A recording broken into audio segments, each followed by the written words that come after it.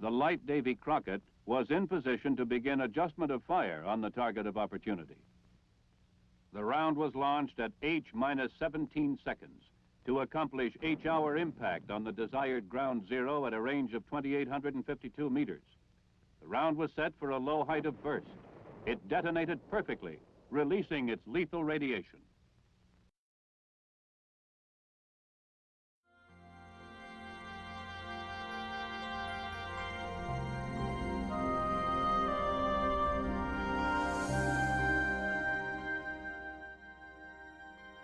In arid eastern Washington, the Hanford Nuclear Facility, the most contaminated place in North America, looms over the picturesque Columbia River. This, the Hanford Reach, is the last of the free-flowing Columbia. Here the river is habitat for migratory birds, deer, fish, and endangered salmon. The Hanford Reach, spawning ground for tens of thousands of salmon each year, has the region's best fishing. But despite that large population, the Hanford Reach may threaten the salmon's long-term survival. New evidence shows Hanford radioactivity contaminates the salmon spawning grounds and threatens the river's fragile ecosystem. Cleanup of Hanford's radioactivity is a national priority, which costs almost $2 billion a year. Greg DeBruler is the Hanford analyst and riverkeeper for Columbia Riverkeeper, an organization that works to protect the Columbia River and all life connected to it. Columbia Riverkeeper focuses on Hanford because it's the most contaminated site in North America, and it's the largest single threat to the health, the life, and the well-being of the Columbia River. Carol Woods is a Hanford activist for the Cascade chapter of the Sierra Club, a grassroots environmental conservation organization. Sierra Club's interest in the Hanford Reach is habitat preservation, both for people and for salmon.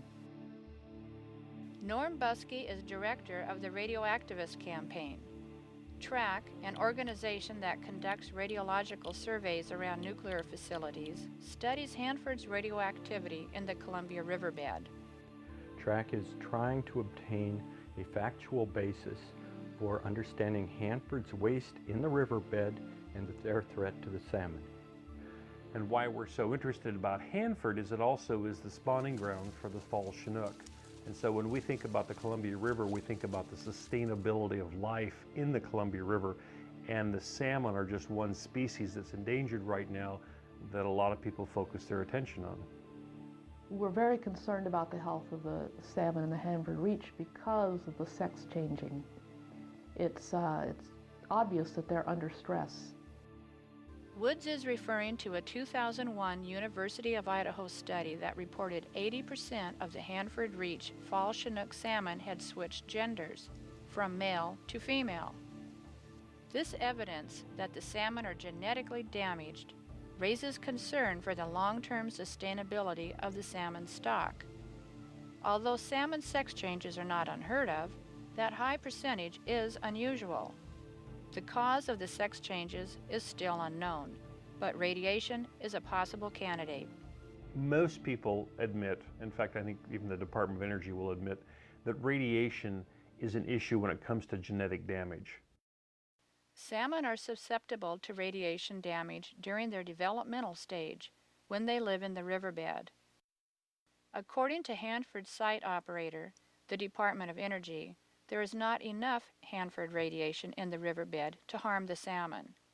But in 2001, TRAC discovered that radioactive europium-152 of Hanford origin contaminates 60% of the Hanford Reach. We found that most of the Hanford Reach is contaminated with solid radioactive waste, and about 7 out of 10 of the major salmon spawning grounds in the Hanford Reach are contaminated. According to TRAC, the europium-152 is the fingerprint of uranium-233, Hanford's radioactive product used in battlefield nuclear weapons. TRAC's follow-up study in 2002 raised concern for the health of the salmon hatchlings, or ELVN. This last year, we confirmed the U-233 waste in the riverbed where the salmon spawn. What we found this year was that it is being released into the riverbed water where the salmon alvin live.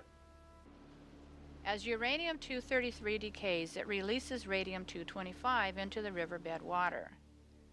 Radium-225 is a radioactive element that mimics calcium. This discovery of calcium-mimicking radioactivity continues a disturbing trend in TRAC's riverbed findings. TRAC has identified both radium-225 and strontium-90 in key spawning grounds. Strontium-90 is a bone seeker. It's like if you're deficient in calcium, your body will absorb the strontium much faster. So basically, it thinks that strontium-90 is calcium. The thing is baby salmon, they're growing vertebrates. For instance, they need calcium, and strontium-90, for example, can be taken up in bones mistaken for calcium. TRAC fears the strontium-90 and radium-225 have already harmed the salmon and the Columbia River ecosystem. And the thing about ecosystems is they're like a house of cards. Bill Nye the Science Guy illustrated this. He actually built a house of cards, and he showed how you can pull out a card here and there and it seems to be all right. And this is how, as we lose species, this is what's happening. But at some point you pull out a card and the whole thing just goes. And that tends to be what happens with ecosystems. And the thing is once it collapses, we cannot fix it or rebuild it. Big question is, nobody's asking that big question. What does it mean for the sustainability of the populations? To understand Hanford's threats to the health and sustainability of the Columbia River ecosystem, regional groups conduct their own independent studies. Often those studies reveal how poorly the Department of Energy manages the Hanford site. Such was the case with Columbia Riverkeeper's report, the Hanford 300 Area Cleanup Plan, Insufficient, Dangerous, and Against Best Known Findings, released in early 2003. That report contradicts the Department of Energy's assertion that the uranium that contaminates the 300 area soil will never migrate into the river. According to Columbia Riverkeeper, that uranium is already leaking into the Columbia. Contamination at the 300 area poses other problems as well. In late 2002, TRAC surveyed the 300 area under a unique Hanford Site Access Agreement, which allows TRAC to conduct public interest radiological research on the Hanford site. TRAC discovered that, despite ongoing remediation of 300 area, deep-rooted plants continue to bring buried radioactivity into the surface environment. TRAC's report to the Department of Energy stated that Hanford's cleanup of the 300 area has failed. The problems at 300 area highlight the need for independent oversight of Hanford. Independent sampling on the Hanford site is absolutely critical. There's no way that the Department of Energy wants anybody out there doing independent studies and independent sampling and independent analysis. Because if they do, for some reason, they aren't going to come up with the same conclusions the Department of Energy does. Such was the case with TRAC's 300 area study. What we found at 300 area was radioactive evidence of a complete failure of Hanford's cleanup program. In response to TRAC's study, the Department of Energy has essentially canceled TRAC's access to the site. That is as not okay as something could possibly be. Cutting off independent review, I can't think of anything that concerns me more, that seems more like a cover-up, that leads me to believe that there's something they don't want us to know. There's an old saying, if you don't look, you ain't got no problem. Well, that's exactly what's happened with the Department of Energy. I think is big enough and scary enough that denial is a likely reaction, especially if you are in some way responsible or associated with it. But experience has shown that when the public demands effective cleanup, the Department of Energy delivers. So get active, get involved, and support organizations like Columbia Riverkeeper and the Sierra Club. Write letters to Congress in your newspaper and start a dialogue with your friends. United, we can restore the mighty Columbia River for future generations.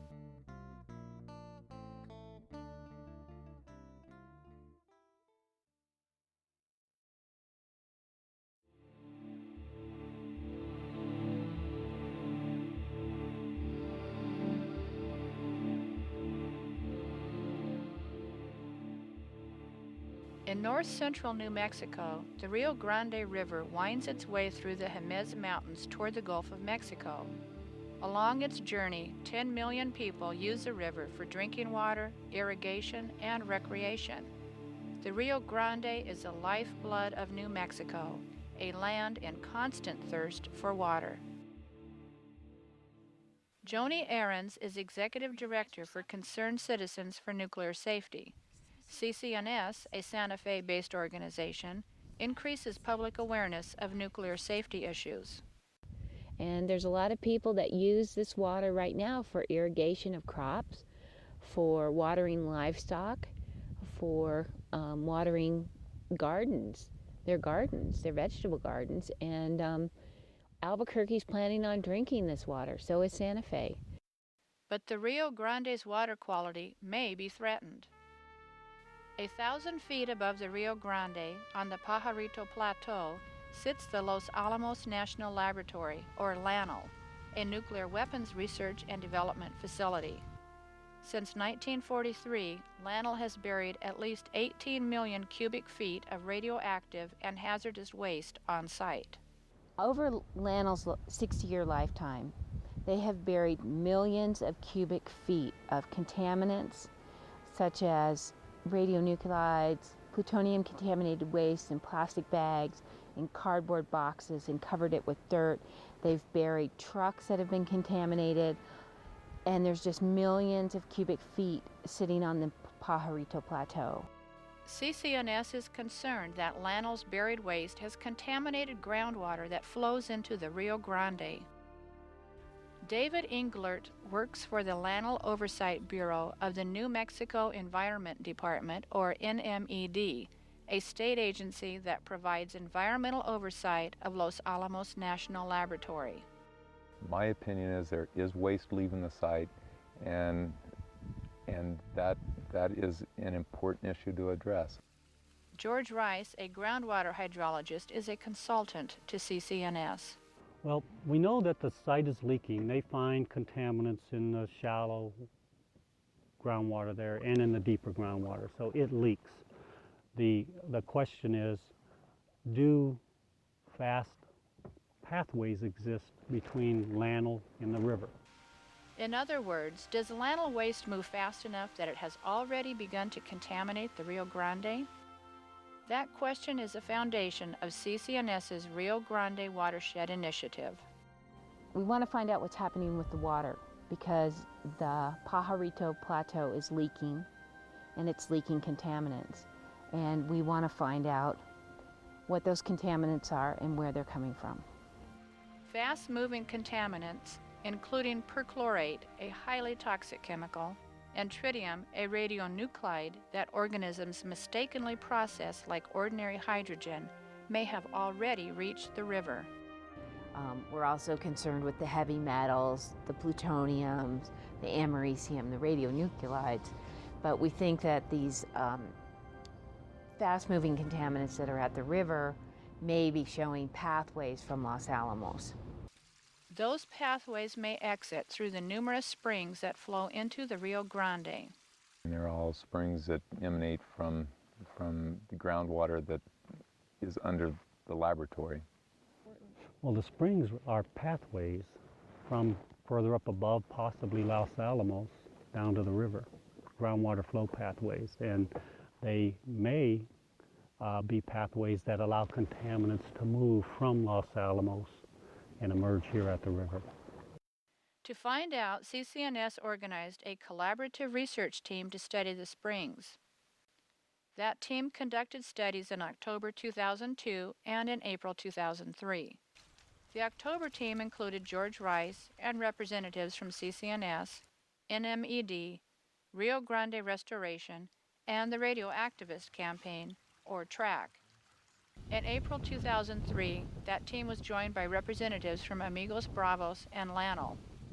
The October study identified two areas that demanded additional research: the newly identified CCNS spring and Spring 4A. If fat pathways exist, that's where we may be most likely to find evidence of them in terms of contaminants at the springs, finding contaminants at the springs. CCNS spring, discovered by the research team in October 2002, is already attracting scientific attention. CCNS spring is interesting because it seems to have a distinct chemistry from some of the other springs along the river, possibly indicating that it's influenced by Lanel. The chemistry of samples analyzed by NMED in late 2002 suggests the CCNS spring may drain a test well from below the Los Alamos town site. If so, CCNS spring is the first confirmed pathway from Lanel to the Rio Grande. To verify that data, CCNS, TRAC, NMED, and Lanel jointly sampled the CCNS spring in April 2003. NMED and Lanel collected water samples from the CCNS spring to test for trace metals and inorganics, including uranium, potassium, and nitrate. While NMED and Lanel focused on the chemistry of the CCNS spring, TRAC sampled for radioactivity. TRAC collected and analyzed samples of Russian olive and willow leaves to determine whether TRAC could detect Lanel radioactivity at CCNS spring. Norm Buskey is TRAC's director. At CCNS spring, we did not find any radioactivity from the lab. Any radioactivity there was below our detection level. Although TRAC did not detect radioactivity at the CCNS spring, TRAC did find radioactivity from Lanel in Spring 4A. Samples collected in October 2002, just downstream of Spring 4A, tested positive for radioactive cesium-137. Those samples suggested Spring 4A contains Lanel contamination. To verify that finding, TRAC collected water, moss, and sediment samples from Spring 4A during the April study. We took so many samples, 5 different sample media, in order to sort out all the possible alternative sources, whether the cesium might be blowing in the wind or in dust or have somehow intruded locally.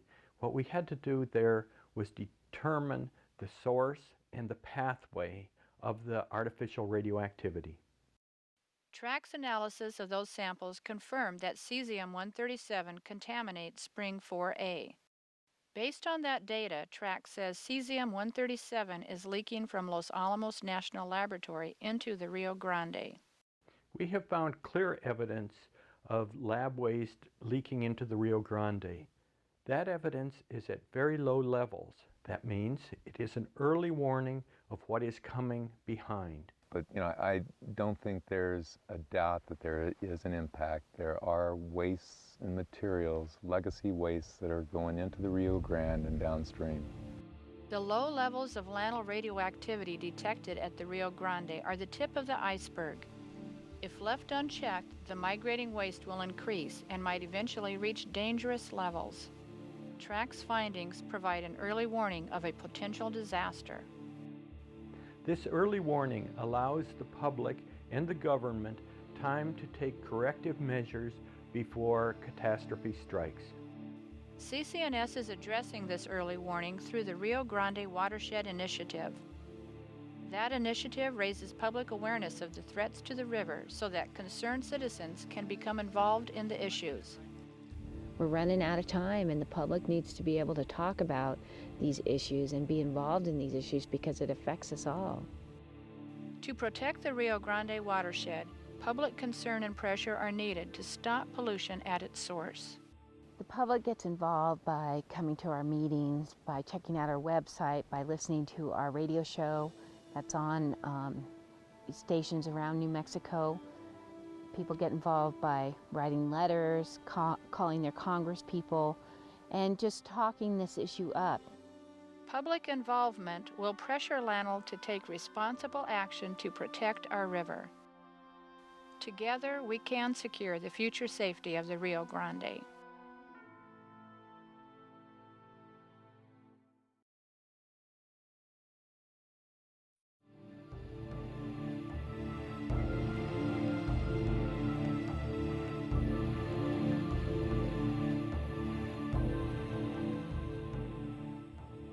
Deep within this vine-covered forest, near the Savannah River in South Carolina, is the Savannah River Site.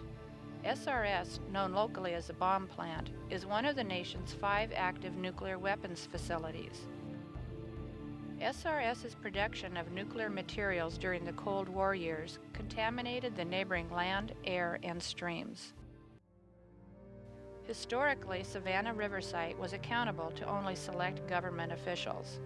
And even today, SRS functions with limited oversight and almost no public involvement, which hinders community efforts to understand the plant's human and environmental health effects. Residents are effectively excluded from the decision-making process to determine cleanup priorities and to assure site accountability. The Blue Ridge Environmental Defense League, or BREDL, facilitates community involvement in that decision-making by raising public awareness of SRS operations. Charles Utley is a community organizer for BREDL. My slant is with BREDL, and what they try to accomplish is that there's always power in knowledge. So the more knowledge you have about a situation, the more power you have in determining the outcome of what you want to receive or what you want the outcome to be. So BREDL is very interested in the outcome being that of the community and not so much of the government or that facility, whether it be an asphalt company or whether it be a plutonium company. Community efforts to initiate outcomes are most effective when based on a factual understanding. Norm Buskey is director of the Radioactivist Campaign, or TRAC. For the public to protect its own health and environmental quality, it needs its own information base so that it can understand Savannah River Site and what the government is doing there. TRAC conducts radiological surveys around nuclear sites to raise public awareness on the facility's impacts. In April 2003, TRAC sampled around SRS to identify pathways that allow radioactivity to contaminate public and private property. In response to concerns expressed by BREDL and other local sources, TRAC focused its study on the streams and on airborne fallout pathways. The streams that flow through SRS are known to be radiological pathways. Local residents worry that those 4 streams carry hazardous radioactivity into the Savannah River. Those pathways are definitely a concern because living on the edge of the Savannah River, those pathways would work their way to the Savannah River where we have the consumers who would fish that river or who work in that area and live constantly up and down the river. Arthur Smith, an executive board member of Hyde Park Argonne Park Improvement Committee, is a former SRS security officer. He says some people worry that SRS radiation harms the local shrimp and oyster population. These people that live in these areas like Savannah, Georgia, and Brunswick, that's how they make their living. They notice things like this when their shrimp population or the oyster population decreases. They know something's going on in this water. Something's causing these problems to nature like this. To gain an understanding of SRS's radioactivity that flows into the Savannah River, TRAC sampled vegetation in lower Three Runs Creek.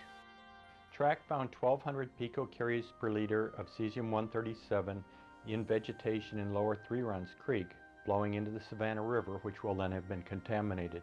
That radioactivity is 6 times the national drinking water standard, by way of reference. Radioactive cesium-137 could cause cancer if inhaled or swallowed. Lower Three Runs Creek is clearly posted as a radiological hazard.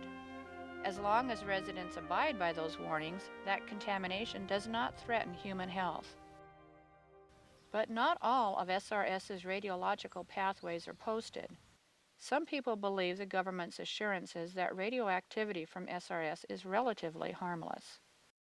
And I noticed that in a lot of the Savannah River Site employees, they weren't concerned. It was like Big Brother's taking care of this.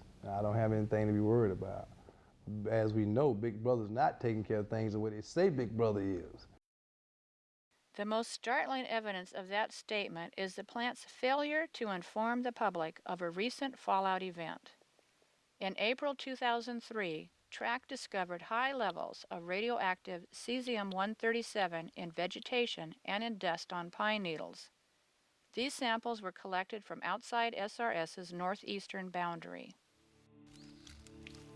Vegetation collected from Tinker Creek, upstream of SRS, had 65 picocuries per liter of cesium-137. For comparison, the normal background cesium-137 level near SRS is 1 picocurie per liter.